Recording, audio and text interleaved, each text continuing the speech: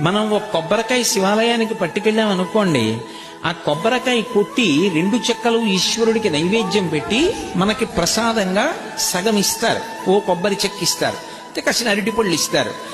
ఇస్తే వాటిని తిన్నగా ఇంటికి తెచ్చుకోకూడదు, శివుడి యొక్క నిర్మాల్యాన్ని ప్రసాదాన్ని విడిచిపెట్టేయకూడదు. చాలా మంది తెలిసి తెలియక ఒక మాట అంటుంటారు, శివాలయం నుంచి ప్రసాదం తెచ్చుకోకూడదు అంటుంటారు. బాగా వినండి, శివాలయం నుంచి ప్రసాదం పట్టికెళ్ళి తీరాలి ఇంటికి. దాన్ని గోడ మీద పెట్టేయడం, నంది దగ్గర పెట్టేయడం, అటువంటి పిచ్చి పనులు చేయకూడదు. ప్రసాద తిరస్కారము బహుదోషము, ప్రసాదాన్ని తిరస్కరించకూడదు.